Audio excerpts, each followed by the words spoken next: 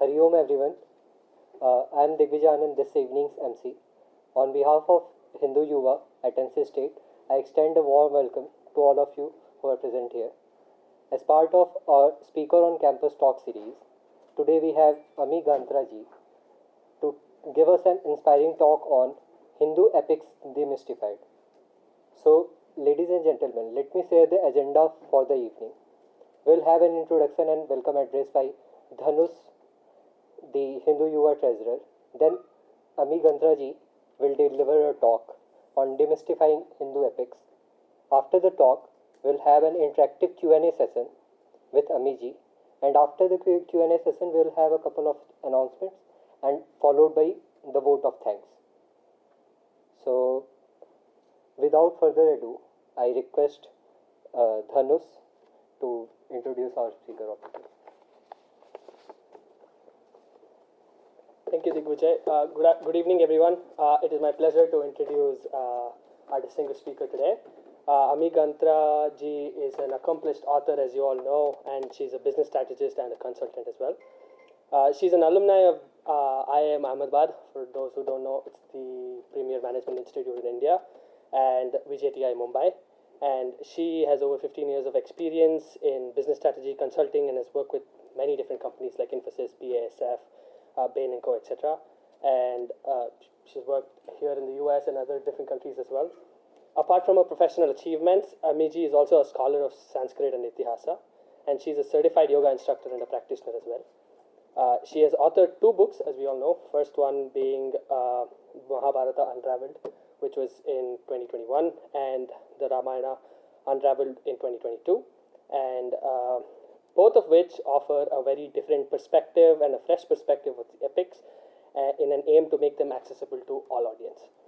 MEG's work has been highly acclaimed, and she is a sought-after speaker and a thought leader in her fields of expertise. And her passion for understanding and interpreting ancient texts and philosophies has earned her a reputation as a scholar and intellectual. And you might have seen her on various different cultural fests in India, such as The Earth and different news channels where she has also given her interviews. So without further ado, let's welcome MEG. Yeah. So, I also would like to request Sri Sunil Koluruji, the president of Sri Venkateshwar Temple, located in Cary, to kindly present a flower bouquet to Amiji.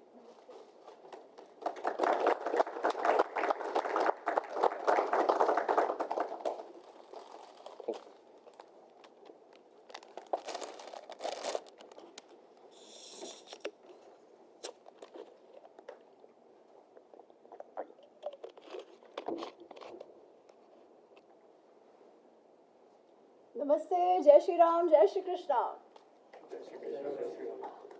So happy to see all of you here today. I know it's a working day, Friday, and still seeing so many of you here. Thank you so much for coming. And thank you, Hindu Yuva, for inviting me. This is my last of the campus of the Hindu Yuva tour. Happy to do it here. And my college friend from engineering is here today, so I'm also very, very happy. So I will not speak for 1 hour. I will probably just set some context, and then we'll open it up for a Q&A. Every question is allowed. I think that will be helpful, because वैसे तो we all know something or the other about Ramayana, Mahabharata, right? So rather than going into the bhashan mode, and what I've also seen is that I can only, if I have to give a bhashan, I'll keep repeating. But Q&A becomes very interesting, because very interesting questions come up, and then it helps, for me especially, keep it non-monotonous. So, Mahabharata, Ramayana, as we know, as Parampara calls it, Itihas, and typically it's called mythology. Now, by itself, mythology is not really a bad word, okay, because sometimes we go into this mode, how dare somebody calls it mythology, it is Itihas. Well, we should say that it is Itihas. Mythology by itself is not a bad word, because mythology typically means a group of belief systems or a group of beliefs of a group of people, okay, which could be true, which may not be true, but it doesn't necessarily mean that they are untrue. However, whenever used in the Indic context, typically mythology means this is not true, okay, and that's where the issue really happens. But then people say, there's so much of these magical elements In fact, in the talk yesterday, I entered and somebody came in and she was like, I don't know much about you, but my husband was coming here, so I came by and everybody's now talking to us. So I was wondering why Ramayana Mahabharat. And she says, the biggest problem we face today is that while we call it Itihas, because they had written Itihas there, and she was like, you are also calling it Itihas, but really there's so much magical stuff in there. How do you even believe it? Right? Are you trying to tell the kids today, because they are all very scientific, that ye sach hua tha? Cannot happen. So then why insist? And I said the problem is a lot of what we think is magical is not even there. Unfortunately, a lot of our own understanding of our Itihas doesn't come from the Itihas. It comes from what we call retellings. And these texts were written, or rather this Itihas was composed so long ago that over time, lot of people have written lot of stuff on it. Okay. Interestingly, that goes on till today. We have lots of people writing my Gita, my Mahabharat, my Ramayana and all of that. Yeah. ठीक है, my हो सकता है, but इतिहास तो केवल एक है, and that is व्यास जी रचित महाभारत and वाल्मीकि जी रचित Ramayan. Okay. Now, people say, okay, so immediate question, especially for Ramayana, because people say, actually, but there are 300 Ramayans, and how do you decide which is itihasic, right? There is an essay also written by A.K. Ramanuj, which says 300 Ramayans, and people say, even when you hear a lot of Kathavachaks, they'll say Ramayana is about Anubhav, it's an experience. Everybody has a different experience and they write it. All of that is very, very valid in their own way. We have Tulsidas's Ramayana, we have, which is called Ramcharitmanas, not Ramayana actually. We have Rishi Kamba's Ramayana, that is called Ramavataram. And like that, we have lots of those. Then how do we make sense of it? When I'm saying Valmiki Ramayana is the only one as Itihas, what do we make of others? Because more often than not, when we say Ramayana, we are talking about Ramcharitmanas. Okay? Now the key difference in the two is this. Those two or any other is this. Ramayana has been composed by Rishi Valmiki, who is a contemporary of Sri Ram. Okay? Ramcharitmanas has been written by Tulsidas ji in the 1500-1600 century. Valmiki ji was writing about his Raja. Tulsidas ji is writing about the Ishta of his Ishta. He is writing about Hanumanji and Sri Ramji, both he worships, right? So the bhav is very different. The bhav is that of bhakti. For Valmiki Ramayana, of course there is an element of bhakti, because the divinity is not denied at all, but it is still a text written about the life of a Raja of that time, right? And he is writing it the way it was, without falling into any boxes that the society have created, right? So Valmiki ji has no burden of trying to show Sri Ram ji as Maryada Purushottam. Okay, by the time of Tulsidas ji, Ram ji had become Maryada Purushottam. Because of which, now not to say, so am I saying is he not Maryada Purushottam? No, I'm not saying that. I'm saying our understanding of Maryada itself is wrong. So whatever we thought was the Maryada of that time, we assumed that Sri Ram should be following that Maryada. And if any incident did not go according to the Maryada, that was either not spoken of or changed. Okay, so again with the right bhav, and it was perfectly okay, because Ramcharitmanas was written at a time when Hindus were even finding it difficult to survive. The mandirs were being broken. Jizya was having to be paid, right? Just for being Hindu. Women were being kidnapped and taken away. So even to be Hindu was not easy. At that time we needed hope. That was the time of bhakti. Yeah. And in that time Ramcharitmanas was written. So it has its own place. It has motivated, given hopes, developed Shraddha into millions and billions of Bharatiyas. It has its own place. Now, when it starts getting tricky, when we say everything and anything is valid. When today somebody says, Ramayana, jo likhna hai likho, my Ramayana, interpret it the way you want, And then they say, because everything now has to be seen from this sociological, anthropological, humanities lens, right? So everything has to become a conflict of identities. It can't remain a conflict of dharma adharma anymore, right? They have to find a conflict of identities. Hence, Ramayana becomes a story of not Raja Ram, who represents dharma, over Ravan, who represents adharma. It becomes Aryan Ram going and killing Dravidian Ravan. Not because of good or bad, just because of a racial conflict. Now that is a problem, because that is not what Itihas is meant for. And what is Itihas meant for? Anybody? I've said this in a lot of talks. If anybody's seen my talk, they pretty much will know what I'm going to say next. I say this every time, every single talk. Not a single talk I don't say. But that's okay, because I think it's important. What is Itihas? As it happened. As it happened. And what is the definition? Anyone? Anybody who tells me the definition gets a goodie. I have been told by the students of LCSC. Ji. Dharma, artha, kama, mokshana, upadesham, samanvitam, purvavrittam, kathayuktam, itihasam, prachakshate. Whoa! I listened to your talks, so that's how I know. Fantastic. Please, first one. Fantastic. Thank you so much. This makes me so happy. Dharma, so itihas, the word, every Sanskrit word comes from a root word. Okay? That root word for itihas, dhatu, is asa. Asa is to be. Okay. Is, का जो बोलते हैं ना English में, so to be. So asa is the past tense.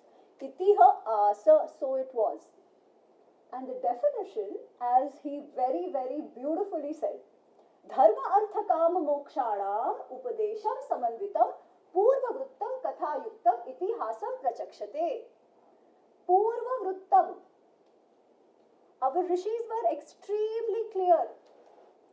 Purva vrittam, this has happened in the past. Katha yuktam, it is told in a katha format. Now, when things are told in a katha format, there will be some elements of metaphors. There will be some elements of exaggerations. However, those exaggerations or metaphors do not really change the story. Okay, so let's keep that in mind. Plus, it has a purpose. It is a documentation of the past, but it has a purpose. The purpose of what? Giving us the upadesh, giving us lessons. Lessons of what? Dharma, artha, kama, moksha. Basically, the Chaturvidha Purushartha. What are these Chaturvidha Purushartha? The pursuits, the goals towards which we should work in our life. So, if we work towards these goals, we would probably lead a more worthwhile life. That is the purpose of Itihas. Which means that if we want to take the right lessons from the Itihas, we have to know it for what it is. Because if Ramayana becomes story of Aryan Ram versus Dravidian Ravan, what is going to be a takeaway from it? What is in it for us? What upadesh is it giving us? Nothing at all. It gives rise to, of course, the Dravidian politics is not because of that. It is the story of Aryan Dravidian is an outcome of that. That's a different thing altogether. But basically, we are only deepening the fissures in the society. It has absolutely no purpose, right? And our rishis have given us this itihas with a purpose. Now the learnings and all that, I think we'll do it more in the Q&A. The other thing I wanted to say is then, why should I believe our rishis? Because people ask me, just because they have said Purva Vrittam, so we should believe Purva Vrittam. Where are the facts? Science kidhar hai? Proofs kidhar hai? Okay. Again, it's very interesting that every now and then, we are asked to prove on scientific terms about our faith. Okay. While everybody else is given a free pass. Because if we say, oh, the magical elements and all that cannot be true, which is okay, we should always be questioning. But then how does immaculate conception work? Is it scientific at all? Now I'll tell you one story. This is not planned, but it struck me, so I'll tell you. I had gone for a talk in somewhere in India, and I was explaining this, and I said, we don't need to get into knots about trying to prove ourselves. We should be doing it for our sake, but not because somebody is attacking us. Because whoever is attacking us has no basis for their own faith, right? We will still survive if we say ki chalo, the magical elements are not there, and we very well will. But without some of these belief systems, one which I can talk about and survive, so I will say Immaculate Conception. The others I won't speak about because I don't know if I'll go back alive. So we'll leave it at that. But anyways, so I said that, so I was talking about Immaculate Conception, that how is one born without intercourse? How is it even scientific? Okay, so I said that, and I thought everybody understood what I was trying to say. So talk ho gaya, very nice, everybody's like, oh wow, great, wo sab ho gaya, and then the vote of thanks happened. So a lady came up and she said really nice things about the talk and stuff, and she's like, Madam ne ek baar bola ki somebody was born without sex, but we should tell them that we are even better than that. We had 6 people born without sex. And I'm like, sorry, what? And she's like, Karn, Arjun, Yudhishthir, and she told me the 5 Pandavas and Karn. And I'm like, oh my god, that is not the purpose. Now you see why this is happening? Because our understanding is coming from television. And television we see, Bhagwan ne haath upar kiya, tapak pada bachcha. Right? That's how the bachcha comes. All of them. Bhagwan does well, the bachcha comes here. No, that is not how it has happened. Okay? In the text, in Mahabharata, Vyasji has not held himself back using the word Sambhog. He uses it whenever it has happened. So the bachchas are not born haath mein tapak pada. No. Bachchas are born through the usual process. So I had to stop her during the vote of thanks and say, ma'am, I cannot let this, I can't let people go away with this. This is not how it happened. So yeah, that is the other thing, right? Lots of things which we think are magical are actually not even there that way. But then how do you picturize it? How do you dramatize it and show? So that's how they show some of these things. Yeah. So there is no bacha coming out like that. They're coming out through the usual process. Yeah. Similarly, if I talk about Ramayana, the whole Lakshman Rekha, there is no Lakshman Rekha in Ramayana. Ki wo line draw kar diya and that line is going to save. No. Lakshman Rekha has been violated for sure. But that Lakshman Rekha is not a line drawn, any magical line of power. It is the line of Lakshman's sahanshilata, of his tolerance. Because the words used by Sita Ma to provoke him, to instigate him to go and look for Sri Ramji when the Marich incident happens, they are so hurtful that beyond a point, he's like, stop it, your words are going into my ears, they're burning my ears like molten iron. I can't take it anymore. May the Vanadevtas protect you, I'm going. So that tolerance ki rekha has metaphorically changed into the rekha of the actual Lakshman Rekha. And then we know Lakshman Rekha, no, that line, machhar marne wala, wo cockroach marne wala. So then these things get even deeper in our consciousness. But anyways, yeah. So lots of these things are there, yeah. So lots of mythical elements which we think actually don't exist. There are others which still exist, but as again I said, they do nothing to the actual story. Nothing at all. Yeah, as in the story doesn't change in any way. So as I was saying, Itihas comes to us with a purpose, the purpose of teaching us lessons for life.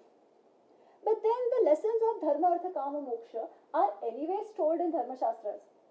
Yeah, Upanishad mein bhi thoda hai, the Dharma Shastras will tell you this is right, this is wrong. If you do this is Punya. If you do this is Papa. This is Dharma, this is Adharma, all of that. Then why do we need Itihas to begin with? How many management students do we have here? Anybody's done management? Have you heard of case studies? Yes. What are case studies? Basically, they're examples of things that happen in real life with like people who work in companies, executives, and you usually study what goes wrong or what goes really, really right. Correct. So, but why do you need it? Again, the theory is there. Then why case study? To apply those theories. Absolutely. Theories are there, but how do we live those theories? Or what happens when those theories are put into action? or not put into action, right? What are the outcomes? What are the difficulties that come in your way? All these implementation related issues or implementation related things, that how do you actually live it, comes through case studies. So itihasas are actually case studies. We are supposed to learn from the life of our ancestors, which are actually presented to us as case studies. Yeah. So that is the purpose of itihas, and as I said, if we know itihas for what it is, we'll take the right lessons. If we don't know itihas for what it will all become about conflict. It will all become about misogyny. It will all become about jativad. Yeah, because then the thing is, everybody will only look for those things in the itihas. That, oh, this happened with Draupadi, Vastraharan happened, hence misogyny, right? Sitaji was left away, hence misogyny. And the thing is, it's so easy for us to fall for this because we don't think. When we label somebody as something, okay, how should we come to that conclusion?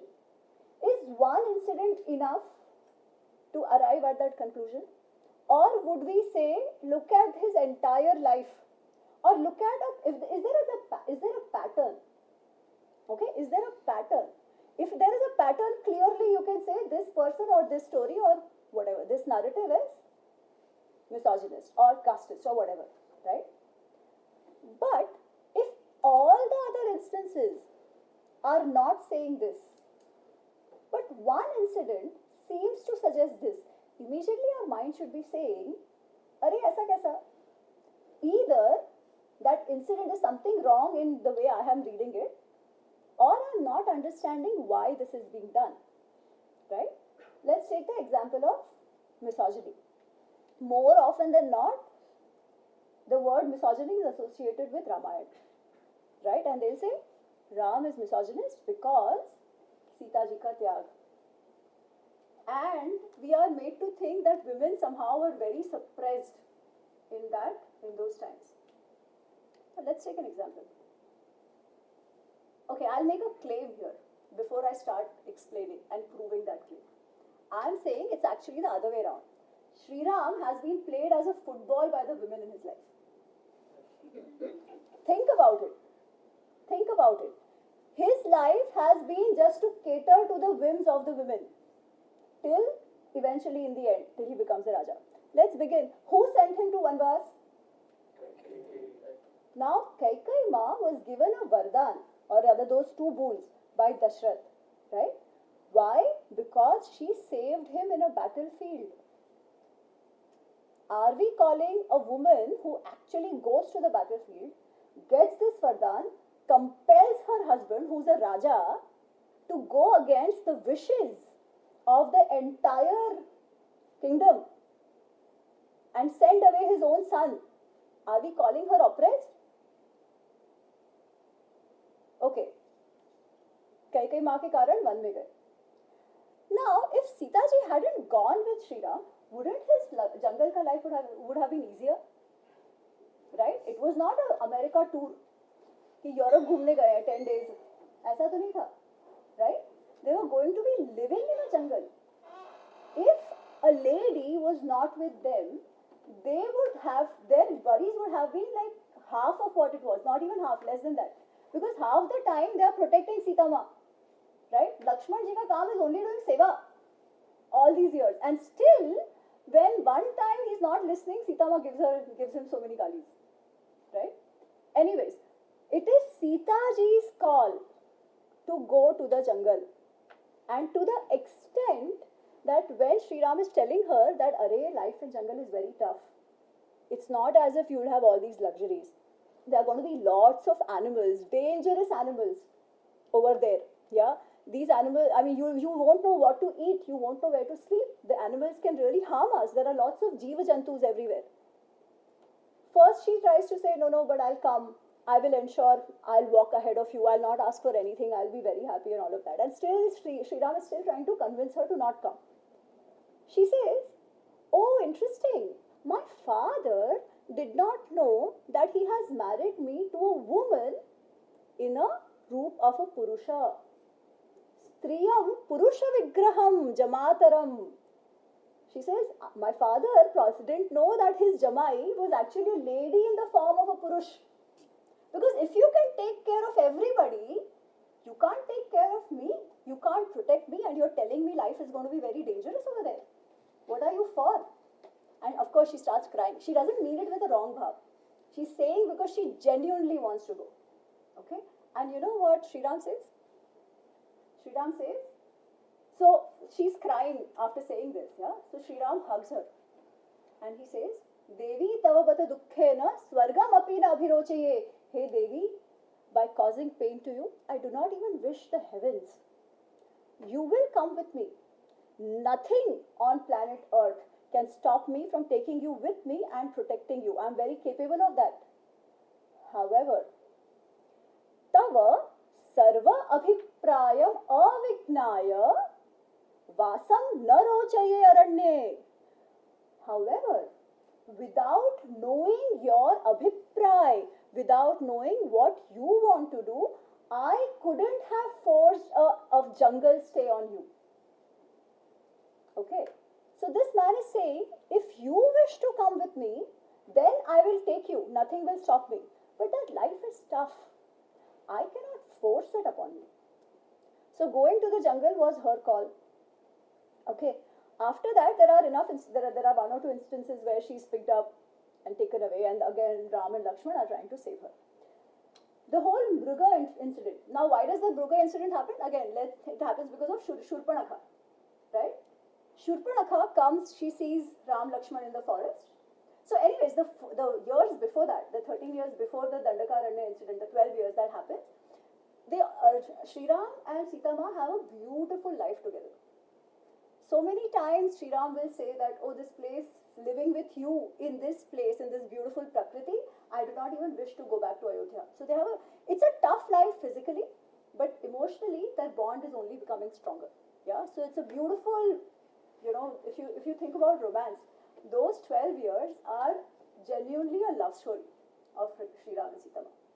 Anyway, so then Shurpanakha comes, and we know Shurpanakha wants to marry Ram Lakshman, and they are like, no, you marry him, wo sab hota hai. Eventually, Shurpanakha thinks that these guys are not ready to marry me because of this lady with them. So she attacks her. Shurpanakha attacks Sita Ma. When Shurpanakha attacks Sita Ma, Sri Ram says, this is enough. Now you have crossed the line. He protects Sita Ma, of course, and tells Lakshman to cut Shurpanakha's ears and nose. Okay. Now we are told that Ravan takes away Sita Ma because of his love for his sister. And there are these WhatsApp messages floating around. Every Dashera it will come, or Ramanavami it will come.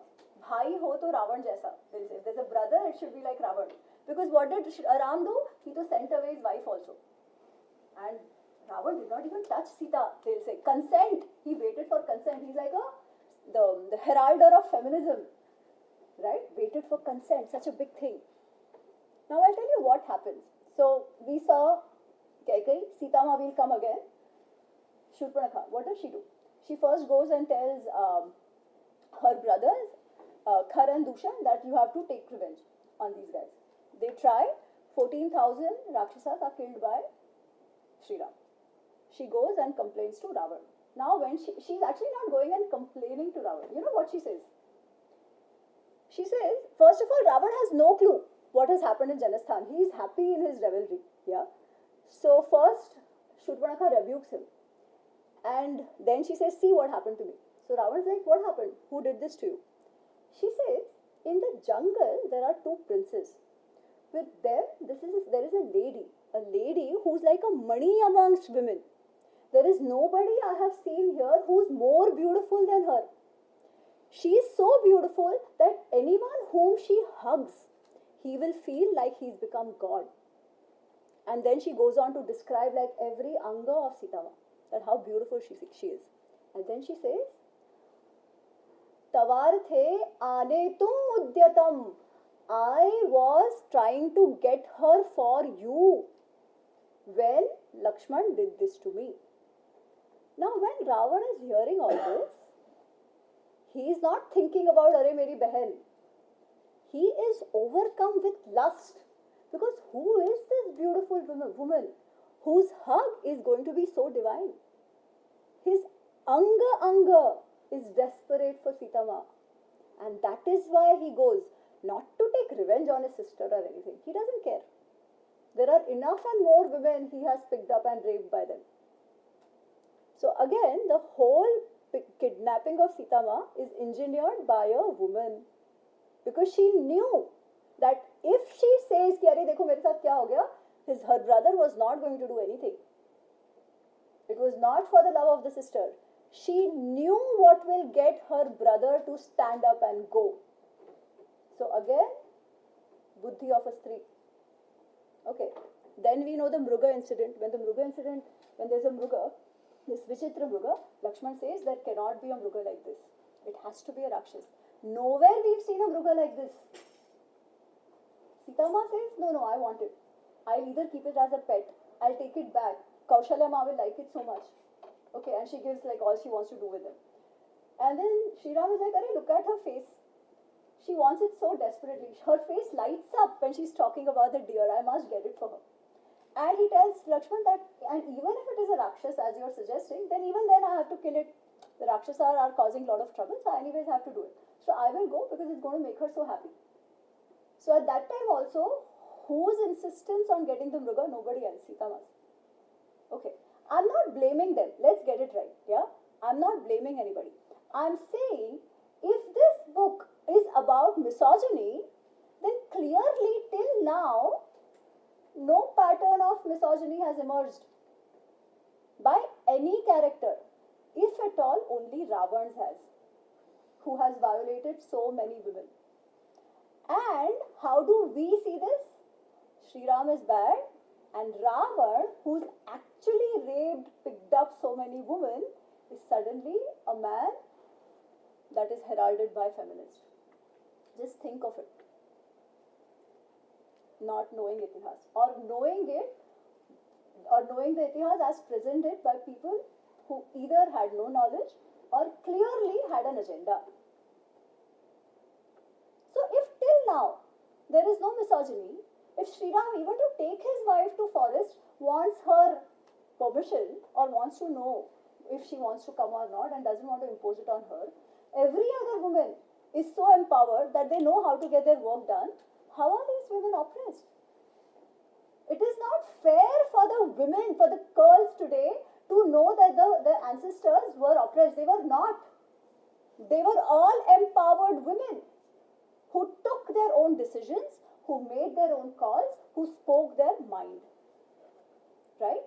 And when they take the right examples, they will know what they represent. We will be assertive of our heritage. We will be proud of our heritage. Not knowing Itihas is taking us away from our heritage. So I'll stop here and open it up for questions. I know there are going to be lots. So, open to you.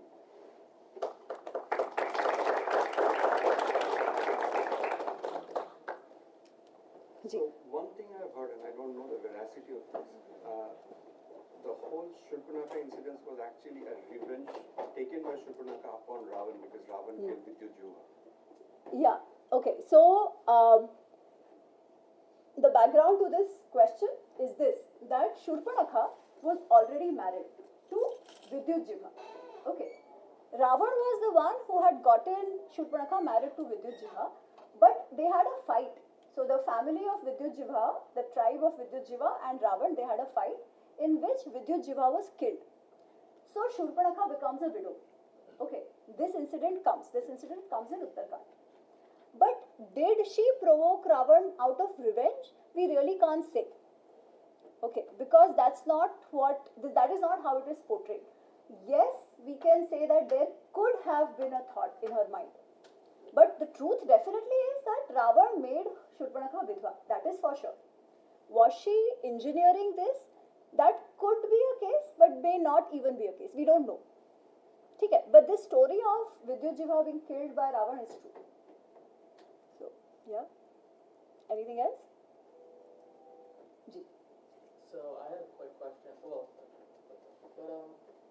So in your books are called like Demystifying, Ramayana, and Mahabharata. No, they are called Unraveling. Unraveling, excuse me. But you talk about how like some of the magical elements in these stories are sometimes not needed to tell the story. I find it that, and I'll just compare it to something like to Judeo-Christian type of stories. They have their, 10 commandments. They have the set of rules that we have to follow. We have that in the Vedas, the Upanishads, Manusmriti, rules and things we have to follow. But they have stories like the Book of Job or, Exodus that show how you implement these rules or why these rules are here. But they do have an element of the divine, which is like the parting of the Red Sea, Job getting all the things that he lost back. And I always felt that because of these mystical elements in the Ramayana and the Mahabharata, it was showing us a symbol of the divine, a divine True. element to these stories. Why do you think it's necessary to Yeah, so that might have been the idea while actually making those mystical elements, right? But what I'm saying is that lot of what we think are mystical elements are not even there. As I said, Lakshman Rekha. Let's see one other thing. Usually we think of the Rama Setu as Ram naam ke patthar तैर गए, ठीक है? They wrote the name of Ram on a patthar and hence the bridge was built. But that's not how Valmiki Ramayana talks about it. Okay, so agar hai mystical element and they have used it in a certain way is one thing, but a lot of it is actually not even there is my point. Okay, for example, are there clear, when they talk about divinity, are there issues like for example Vastraharan? Okay, in Vastraharan we know that there's something that has happened where Dushasan cannot disrobe Draupadi. In typical dramatization, it is shown Krishna. Okay, in certain editions, Vyasji's editions also it says Krishna. In the critical edition, the name of Krishna is not mentioned. Okay, it just says that something very ununderstandable happened, something very magical happened, and Dushasan couldn't disrobe her. So this is still there. This magical element is still there. Okay, and we are told she prays to Hari. Now, who this exactly is this Krishna or who, we don't know, but something happened there. So that element is still there. Okay, but some of it is not there, like the Ram Setu thing or the Lakshman Rekha thing. That is all I am saying. And how is it described? What? If the Ram Setu. Oh, it is a bridge building exercise. So they say that the Vanaras, they pull out huge trees, they use boulders, and they basically put them together and they build a bridge. So there was no Rama taking his bow, telling the ocean, I need a... Oh, that is different. Okay. So that part is there where Sri Ram is first. So, that part is there. So that part where Sri Ram is first meditating on the Varun Dev to allow them passage is there. Because they still don't know how they want to make it. Okay, how they are going to pass. So the idea is that he's meditating and expecting that Varun Dev will give them a passage. But eventually nothing like that happens. And he becomes very angry. And then of course Varun Dev comes. So this is the mystical element where Varun Dev comes and says, oh, I was only doing what my nature is. Because I don't allow people passages like that. However, there is somebody in your team who can build the bridge. Okay. Now think of it. If the Varun Dev hadn't come, somebody from the team itself had said, it is still possible, right? It is still possible. So the story itself of Varun Dev coming doesn't add too much to the story, but it brings the mystical element. And it is there. Okay, that's what I'm saying. The sum of it is still there to make it more metaphorical. Because till now, nobody has thought of Nal knowing how to build the bridge. It is Varun Dev who suggests that, okay, this guy Nal knows how to build the bridge. And Nal is like, yeah, that's right, I can make it. And he then guides everybody to actually make the bridge. So a follow-up question on the mystical elements. So there are references to Bhagwan Parshuram, Bhagwan Hanuman, and your favorite Rishi Vishwamitra, right? Where they are... You've heard my talks really well, yes. Because where he is talking, or Shatanandji is narrating his incidents with Raja Trishanku. So that Trishanku incident may not be as critical to the story as other two are, but someone like Bhagwan Parshuram and Bhagwan Hanuman, who are there in both the itihasas, and they, I think, stand for some principles as well as they have some historical elements attributed to them. So how do we, if we are claiming that these are itihas or these are facts, then how do we make sense of the mystical elements around these characters, and I'm sure many more. Yeah. So, will we ever have the exact answer to this? No. Difficult. Okay. Yeah. Because how can anybody say कि अच्छा ऐसा ही था? We will never know. ठीक है. Scientifically thinking, will we say Hanuman ji has been living for so long? Now we do know that at the end of the Ramayana, when everybody else has done Dehatyag, Hanuman ji has not done Dehatyag. That much we know. ठीक है. But has he lived really for so long? We don't know. By parampara, we are told he has.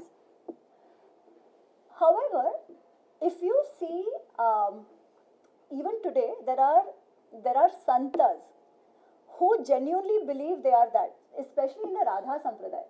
Yeah, there are some santas who will be like, I am Radha. They live like that. There is Avesha that we speak of. People who are very, very spiritually evolved. Could have been that there are people like that. Again, I am only theorizing because I will never have an answer. Okay, but this could be a way of looking at it. That is one. Second is, yeah, if we genuinely have Shraddha, we will believe Hanumanji hai. Because Hanumanji ka Dehatyag to is not shown. So we could believe that there definitely are people who have that kind of siddhis, who've survived that long. The third thing is, lot of times, when people have inspirations, that inspiration feels like a hand of divine, genuinely a hand of divine. We may not actually see the person, but like there are lots of stories in Narsi Mehta is a Gujarati poet, yeah. So not that old, in the Bhakti Sampradaya period, and it is said that his daughter, there was a lot of he required money for his daughter, and he was a very big Krishna Bhakta. Didn't know where the money is coming from, but suddenly one day someone went to the in-laws' place and gave them the money, and nobody knows where this comes from. Okay. But he genuinely believes this is Krishna, and that is how we all believe. That if you trust Krishna, he will come and help you in whatever way. So could be that as well, right? Some nimitta where you really don't know who that is, but that has come as a nimitta of somebody you genuinely believe in. So it could be that as well. I mean, that happens even now. You name that phenomenon whatever you want. You mentioned Avesham, and people who are familiar with psychology, they call it archetypes, right? Like these are the common themes that you will see emerge across different cultures, different times, but they are there and they don't seem to go away. It doesn't matter who is trying to embody them, but they remain there. Yeah. So though I will say that there is still this divine hand. You call it divinity, you call it whatever. Something that is beyond your justification or rationale. Right? That happens in all of our lives at some point. So it's probably that. But yeah, you're right. Yeah. Next? Yeah. Just a follow-up question on what he elaborated. Isn't Hanumanji one of the Chiranjeevis which backs up the theory, one of the 8 Chiranjeevis? Yes, exactly. Yes, that's what I said. So we are told he doesn't do Dehatyag and we are told he is living. So yes, that's true. Also, the another question I have is, what is your thought on the fact that when Ramji is not able to win the battle against Ravan, the final battle, he prays to Lord Durga and the story It's of not Ravan. in Valmiki Ramayana. So, Ramcharitmanas talks about it. Huh? Ramcharitmanas. So Ramcharitmanas talks about a lot of things. It talks about the Ram Naam Ki Patthar also. That's what Ramcharitmanas is a Bhakti Grantha. Also, there was a very, if you guys have been following something on this on YouTube, at one point, lot of people were extremely upset with me for mentioning one factoid from Valmiki Ramayana. And I said it very, very simply. Okay, I just thought of it as a trivia. Hanumanji doesn't have a gada. Okay, I can see his face. So there is no gada in Valmiki Ramayana. Okay, although we cannot picturize Hanumanji without a gada, but there is no gada in Valmiki Ramayana. None of the Vanaras have any gada. Okay, so how do we make sense of it? How did it even happen? Right? We must remember one thing. Today, after so many years, we have itihas, which is itihas, but there is also upasana and bhakti. Okay? Upasana and bhakti evolve over time. They have to do with various sampradayas, santas, who have actually laid down, as in who have created, who are at the forefront of those panthas. When deification begins in a proper upasana way, you will start I mean, you will have to give an image, a sakara image to the Ishta. In our theology, usually the images will be with some Shastra and with some Vahana. Even Grama Devtas will have that, right? Even Grama Devtas will have that. So it is probably over time when the puja began that some of these these images took shape and they became more prominent over time. They became more popular over time. And I'll tell you why this theory does have some value. Because 11th century Madhavacharya Sampradaya, now my century might be wrong, but the Madhavacharya Sampradaya, there are some 700 temples established, old Hanumanji temples. None of them have Gada. Okay, even in Nepal, some of the old Hanumanji temples don't show Gada. But today, most temples have Gada, right? So some images become more popular, and that's how we start seeing them. And also, then a lot of literature written on it had Vanaras with Gada, and that has stuck, and people liked it. Yeah. So, Itihas and Upasana can be separate. Upasana will have some Aitihasic underpinning, but we don't necessarily need to find Upasana in Itihas. Okay, and this is like this. Same thing with Rameshwaram.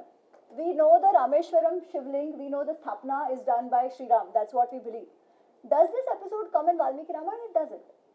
There is no Sri Rameshwar Linga Sthapna or anything like that. Okay.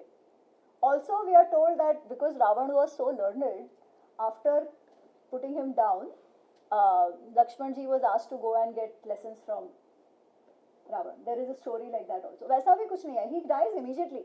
There is no scope only. This is more like Mahabharat ka Shanti Parva impacting Ramayana over time. Yeah. So it can be different, and that is why this Durga Upasana also, this doesn't come in Valmiki Ramayana. There is an Upasana, but that is the Aditya Hridayam Stotra. That comes where Agastya Rishi comes and he tells Sri Ram that do Aradhana because you look tired, you do Aradhana and this will win. That one comes. That is there in Valmiki Ramayana. Surya Upasana. What was their weapon of choice, Vanaras? They had no weapon. How did they fight the war? Jhad ke trunk se, boulders se, with their hands. They were extremely powerful. So that's the thing, when people get offended that how did she say Hanumanji ke paas gada nahi thi? I'm saying no, actually Valmiki Ramayana portrays them even stronger. They don't even need weapons. They are very, very physically strong as a tribe. There is one mention, because one mention of Ayudha only used once by Angad, Khanga or something, but that is the only one, or Musa, one of those things. Nobody else. Actually, I have a couple of questions. One of which just struck me, like, could this be a reason that why weaponization of perhaps Hanuman happened? This could be because of make people more martially aware of the invasions that are happening and make them perhaps to. Could be, but they are anyways martial. Yeah. Right? Even without the weapon, they are anyways martial.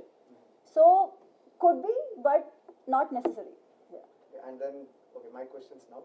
First thing is about how did Sri Ram make like certain choices in his life? For example, so he always had this conflict of, we say, Dharma Sankat, Maulik versus the Prapanchik, this thing. So, for example, going to Vanvas. So, that is like a choice that he had to make, where Dashrath himself suggests that you put me in jail and you take over the throne. I consent you with this. But he says that no, I would still go to Vanvas. So at that time, people would have felt that we might get. I mean, people of Kosala would have felt that we might get 14 years less of Ramarajya. Yeah. So that is one this thing. And second is perhaps how he kills Vali.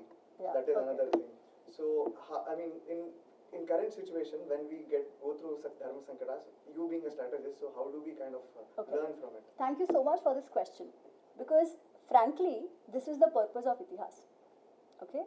Eventually it boils down to, when we say lessons for life, okay? What does it mean, lessons for life? How do we implement things in our life? It's always through some kind of decision making. If we are saying yes to something, we are saying no to something else, right? If we are saying no to something else, we are accepting something, right? So our life is all about decision making only. Some we don't see as a conflict, others are actually conflict, because both options or multiple options mean a lot to us, right? In all this, how do we make our decision? Okay? This we learn from the life of our ancestors. That is actually key of both the epics. When we say Sri Ram or Pandavas are heroes, or we say Ravan, Kauravas are villains, it is not because there are full bad, full good, aisa sab nahi hai. The point is, from what bhava are decisions being made in a dharma sankata situation. Okay. You mentioned these two. I will take time and explain these two episodes because they are very, very important. Okay, and it probably changes the way we look at Sri Ram to begin with. So why did Sri Ram go to Vanvas? Kyun gaye? What are we typically told? Satya Paribal, Who's Satya? fathers. Satya Paribal, okay. Yeah, this is what we are usually told, and he's an obedient son. Okay, that is why he went to Vanvas. Now, you know, this is so simple, no? Pitaji ne kaha chale gaye. This episode comes over multiple sardas in Ayodhya Kand. Because we know that when Dashrath, so interestingly, while Dashrath is telling Sri Ram that put me in jail, he's not telling Kaikai that I withdraw my boons. Ideally, he should have told that, na, Sri Ram ko beech mein dal ke kya hoega? He's like pushing his ownership on Sri Ram, right? But anyway, so he says this, yes, but he is not the one to tell Sri Ram to go to jungle because he clearly is in no position to, but he doesn't say no to what Kaikai is saying. Okay, so Kaikai says, Ramasya Aranyagamana Bharatasya Abhishechanam. Ram should go to forest, Bharat should be crowned as the king. So when he's told that, his immediate response is Evam Astu, so it be I will go. Okay, and he says, let me go tell Kaushalyama all of that. And he's very cool at that point in time. Lakshman is not. Okay, Lakshman says, this is not right. Why are you being punished? You have done absolutely nothing to be punished. One. Second, making you the Raja is not only Dashrath's call. This is a call of Ayodhya because the way the decision is being made is that the entire Sabha is being called. Okay, a proposal is floated and everybody is asked to weigh in whether they agree with the proposal, whether they don't agree with the proposal and why. Not just yes, no. Dashrath is like, you explain to me why you think you are supporting Sri Ram's coronation. Okay, so this is Ayodhya's decision. So Lakshman says, this is adharma on the part of the king because he is basically denying what the Praja wanted and anyways you've not done anything. He's punishing you for nothing. Why? Just because he's powerless in front of a woman. This is not right. Hence, badhyatam va. Either let's kill him or put him in jail. What if he's even our father? Now think of it. This is the same sankat which Arjun is facing. No, how do I kill my family? What does Krishna say? It is not about your family at all. It is what is your dharma, right? The same thing Lakshman is saying, that father-mother doesn't matter. For Kshatriyas, dharma matters. Sri Ram gives a long explanation to why he chose to go to Vanvas. Satya, father Satya, keeping that is just one of it. He says that we should trust fathers. It is not just the father, he is also the Raja. So, Raja ne bola hai, that is our duty. So, we must do it. Second, he says, I know the father, I know our father. Even if he's saying this, that you don't go, if I actually don't go, na, he will keep feeling bad that his word to his wife has been untrue. So, eventually that he'll burn in that and he'll die. I cannot take responsibility of his death because of my not going. But he says the most important point is this. Kritanta eva drashtavyam mata pravasane. I see the role of destiny in my Vanvas. Why? Because Sri Ram says, till date, I have done nothing at all to make Kaikai Ma want to hurt me. I have never discriminated between her and my own mother. What is even more interesting, Kaikai Ma has never ever discriminated between me and Bharat. She has loved me like she has loved Bharat. So for her buddhi to now want to hurt me, it is not easily understandable. This is very out of character for her to make such a demand at this time. Okay. And he says, how has the situation developed? Asankalpitam akasmikam.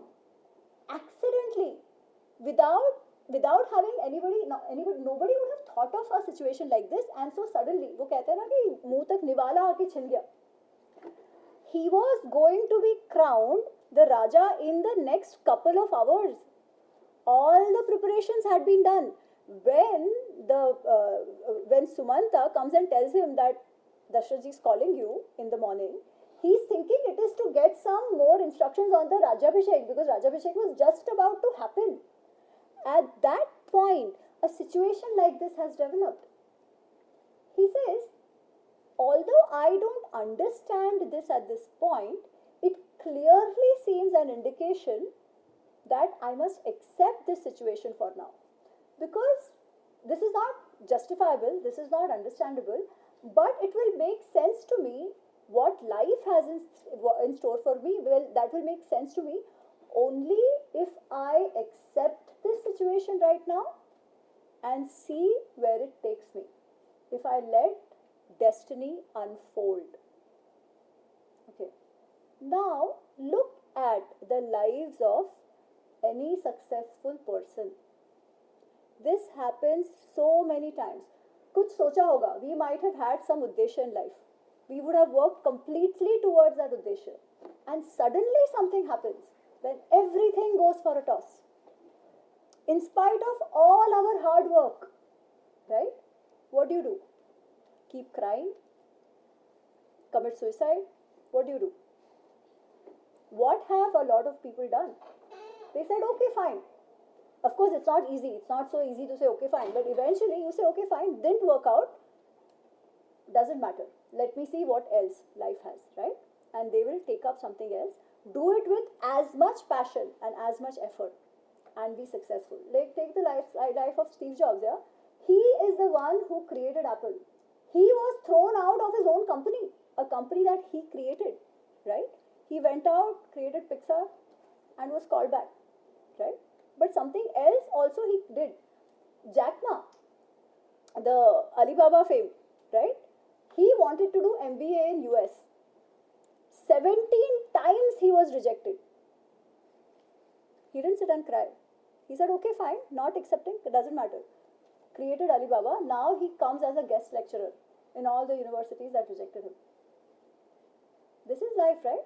If he had kept pushing on this one thing only, the other side we would have never known. This episode is actually one of the best stories to help us deal with the downturns in life. Okay? And for some weird reason, this story is never told. The whole episode is just reduced to obey the parent. Right? And it's so sad. Again, none of this is mine. It is all Valmiki ji's, what he is telling us in Valmiki Ramayana. Not one word is mine. Yeah. So this, the way he took decision. Now let me extend this. When Sita ji is taken away, kidnapped by Ravan, he is not saying let destiny do whatever it wants. He will be like, chalo, theek hai, we'll see destiny. Why not? What is the difference in the two situations? Because that will tell us how he's thinking. It's a responsibility. You want to expand on that? I mean, she left the palace for him. Huh? So she stayed with him for 13 years. Is that the only thing? Of course, he loved her also. But is that the only thing? The father also loved him. Maybe something that we can and cannot control. Perfect.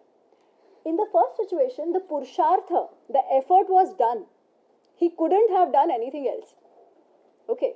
Except actually fighting with the father at that point. But then sometimes in life, you should know what battles to fight, right?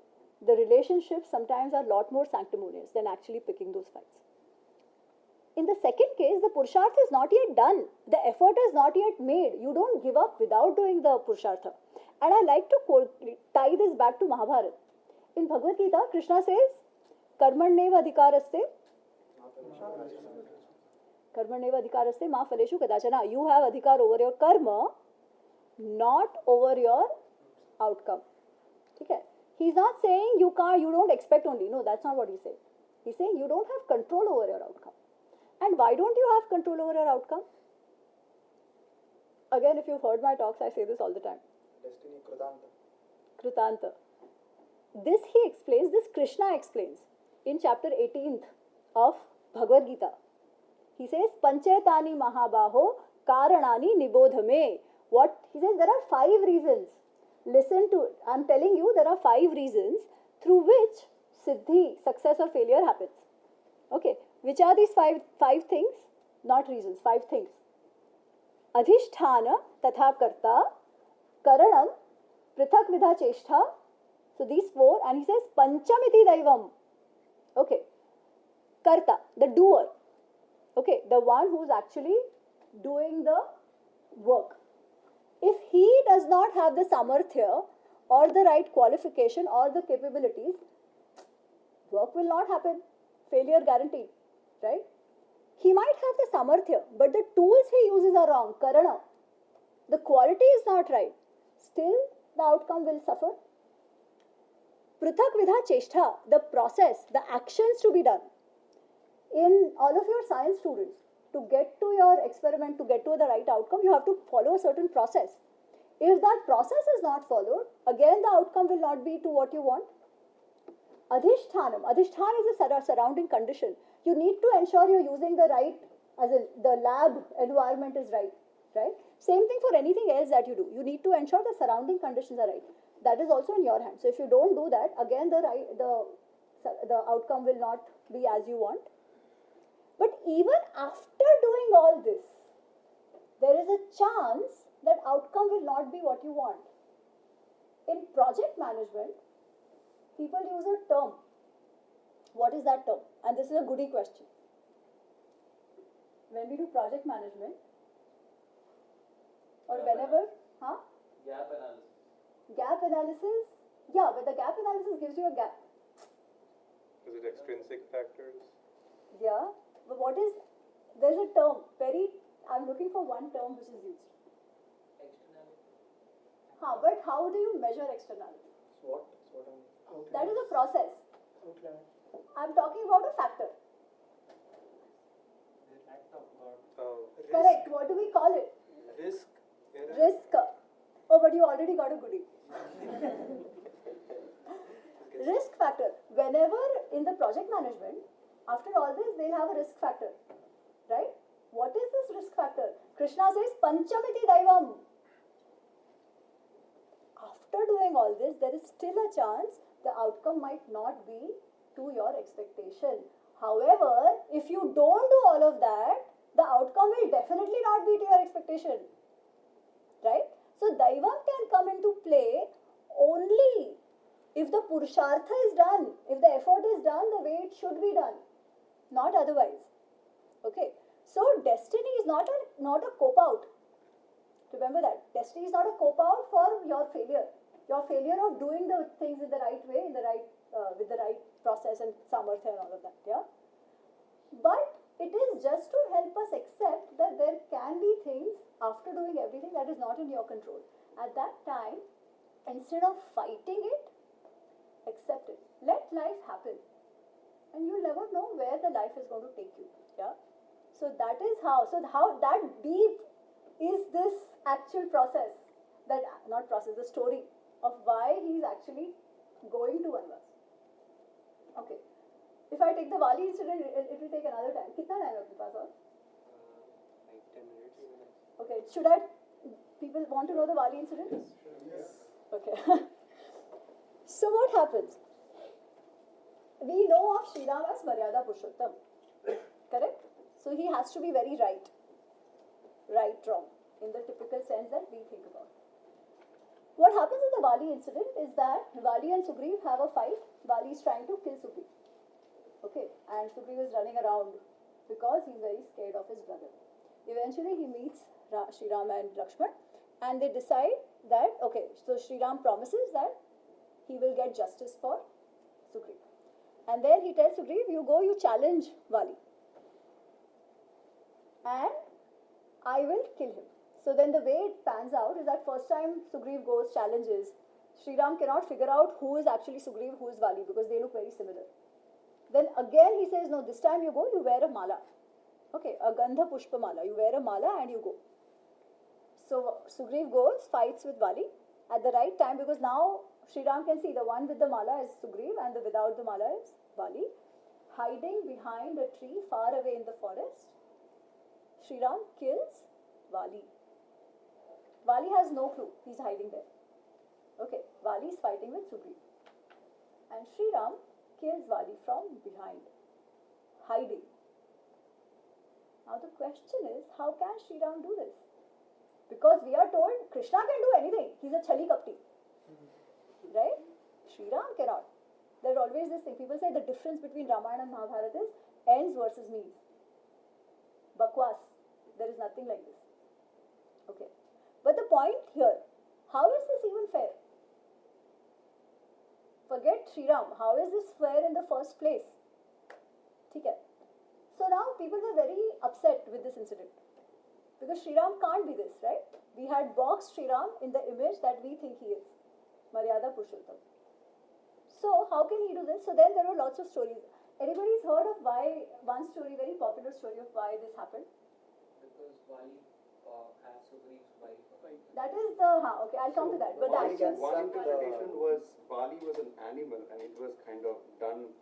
No, but that is actually Vali. No, that's the thing, because that is Vali saying, I'm an animal, how did you do this? So to justify that, Sri Ram says... There is a story where a person who can pass through the 7 trees at a time. No, that is not the story. That is actually Sugriv taking the test of Sri Ram.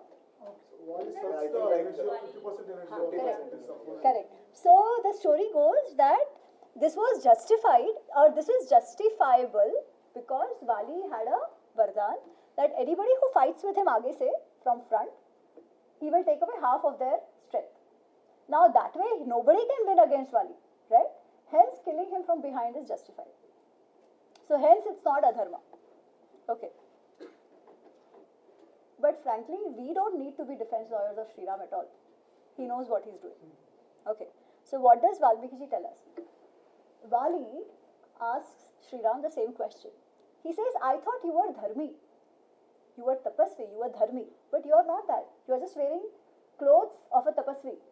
You are an adharmi in the vesh of a dharmi. Okay. He says, how are you? Jaise fire covered by grass. You can't see it.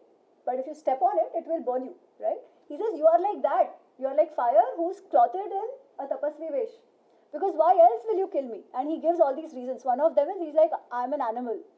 But I'm an animal who cannot be hunted. None of my body parts are valuable to you. That's what he says.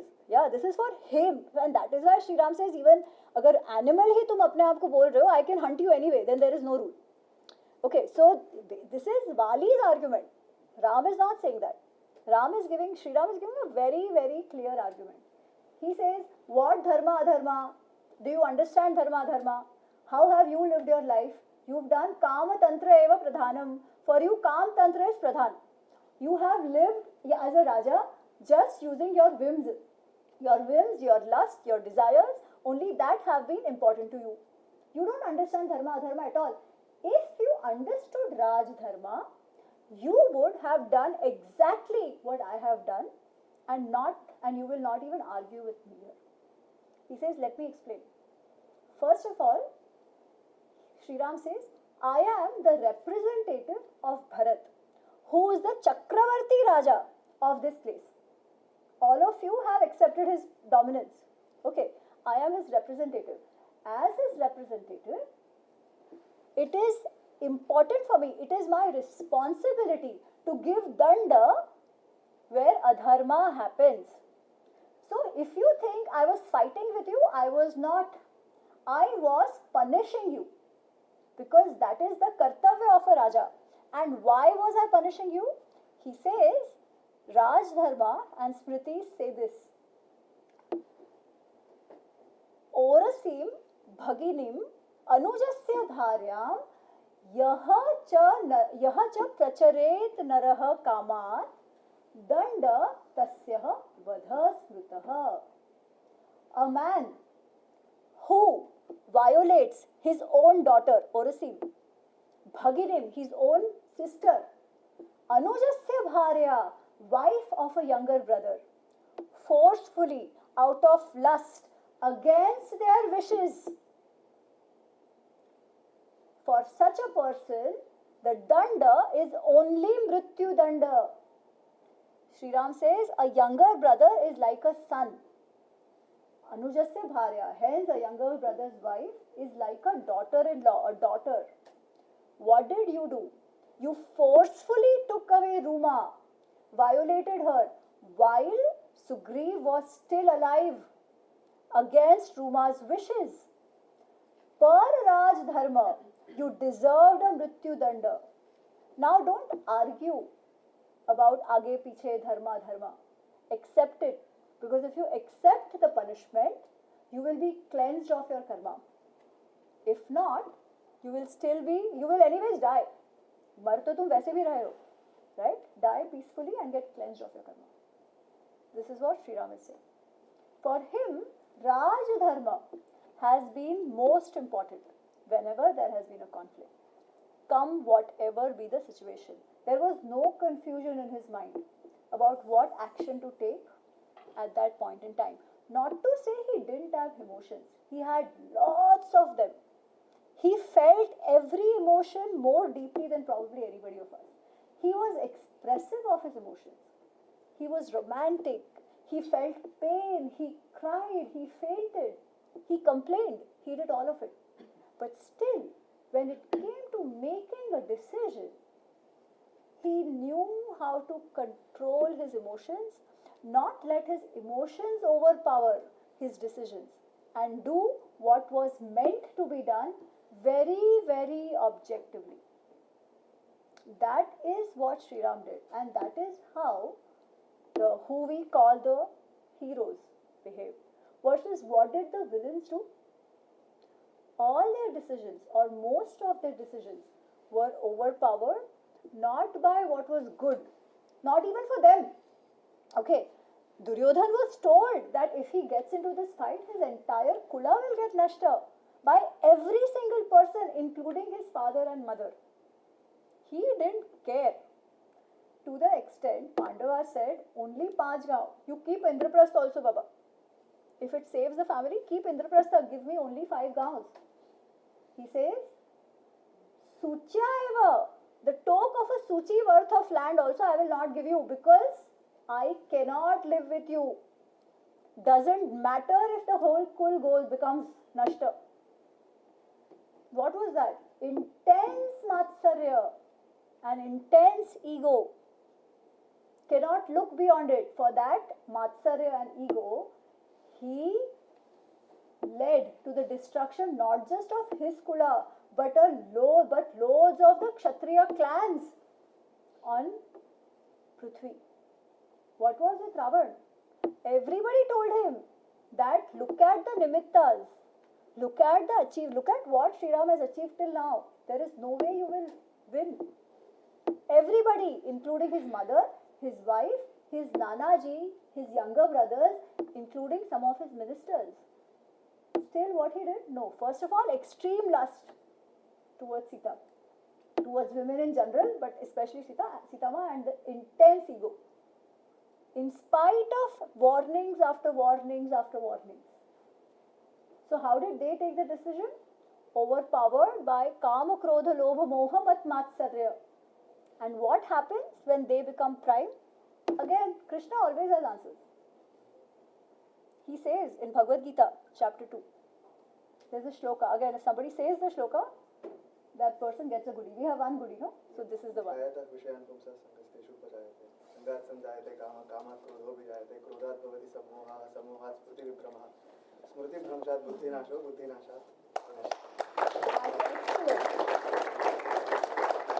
The shloka says, Dhyayato Vishayan Punsaha Sangasteshu Upajayate Sangat Sanjayate Kama Kamat Krodho Vijayate Krodhat Bhavati Sammoha Sammohat Smriti Vibhrama Smriti Bhramshat Buddhi Nasho Buddhi Nashat Pranashyati. When you get too attached with something, any of the Vishayas of our senses, yeah? If you get too attached with something and let it overpower all your decisions, what will happen? That karma, that attachment will lead to intense krodha. When krodha happens, Smriti, your memory, goes for a toss. You don't remember whether this person was my friend or not my friend. You don't remember what could be the consequences पहले क्या हुआ है of your actions, right? When you take that action, फिर और क्या होता है? सम्मोहन, you get deluded completely, yeah, and you end up taking a wrong action, and eventually the buddhi nasha happens. Once the buddhi nasha happens, things are in front of you but you don't see. And when that happens, destruction is guaranteed. It is not because of Krishna doing some chhal or kapat. It is not because Ram is Aryan. No, none of it. It is very simple. They were so overpowered by their kama, krodha, lobha, moha, mad, matsarya that those bhava itself led to their destruction. And this is the message of our epics. To live our lives not driven by kama, krodha, lobha, moha, mad, matsarya. They all have their place. They are emotions, they all have their place. But not to the extent that we let destruction of ourselves and the people around us happen. So what should we do? What is important? Krishna keeps saying, controlling the mana. But then controlling the mana, that's what he says in Gita, no? Control your mind, control your mind. Samatvam yoga uchyate, all that he's saying, balance. Arjun says, okay, very good, control is good. How to do? Because this mind, he says, is very pramathi, very balvat. It's not easy to control. He says controlling our mind is like trying to hold air. You can't hold air. How to control? Krishna says, Ashansayam hi mahabaho. Definitely, you are right, it's very difficult. What is the next line? There is no goodie, but if somebody knows, please say. Abhyasena tu kaunteya vairagyena tu grahyate. Yes, it is very, very difficult, no doubt about it. But it is not impossible. But there are no shortcuts. Abhyasa and vairagya, sense of detachment, but that's okay. The key is abhyasa. Practice, practice, practice. The same thing Patanjali says in Yoga Sutra. When he says, Yoga chitta vritti nirodha. Yoga is about controlling the mind. But how do you do it? Abhyasa vairagya dhyan tan nirodha. It is only through practice and a sense of detachment that you can do it. So you can do it. But there is no easy way out.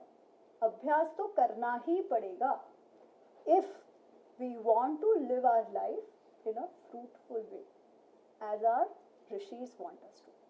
Thank you so much. Jai Shri Ram. Jai Shri